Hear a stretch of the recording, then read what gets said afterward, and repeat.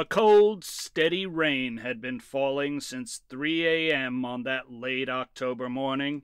It was Halloween, and the inmates at Rolling Hills State Prison knew that tonight the doors at the end of the long concrete corridor would be opened, and that the guys who were led out of it would not be coming back.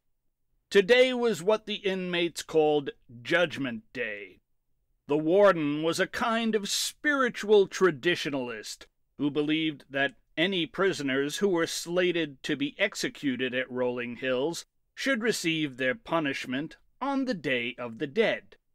So, every year on October 31st, any inmates who had an appointment with old Sparky the electric chair were collected by the guards on Halloween night and led to their final holding cells.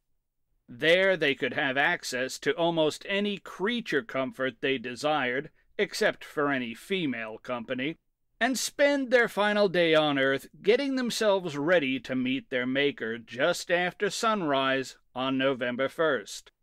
Most of the guys would order elaborate plates of food or indulge in heaping amounts of their favorite desserts, or watching their favorite movies on a big screen TV placed just outside their cell.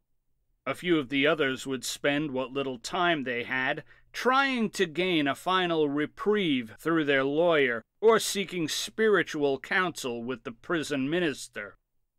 As it turned out, today was Mike Dixon's turn to be taken out by the guards. He'd been waiting in his cell in Block 6 with about 15 other guys, all waiting their turn in separate cells.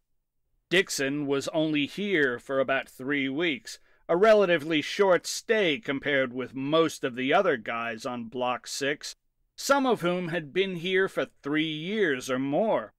He was sent up for a brutal armed robbery murder conviction that resulted in the deaths of a 35-year-old woman and her 2 small children. But in actuality, Dixon was framed for the crime, and the 2 guys who really did it were still free. Dixon was up and pacing nervously in his cell when a prisoner named Pete Crane called over to him. "Hey, Mikey, what you gonna order for your final eats tonight? Maybe a fat, juicy steak or a sink full of lasagna?" I haven't thought much about it yet," answered Dixon nervously. "Well, it ain't like you got too much time left to do much thinking, Mikey. You better come up with something soon. The warden's assistant will be down here soon to take you down to the holding cell." "Leave him alone, Crane," yelled Barry Schultz from another cell. "Mikey didn't commit the crime they got him in here for. He's innocent." "Is that right?" said Crane in mock surprise. "Well, hell, I didn't know that. If he's innocent, then I must be innocent too. I think that all of us gentlemen in Block 6 is innocent."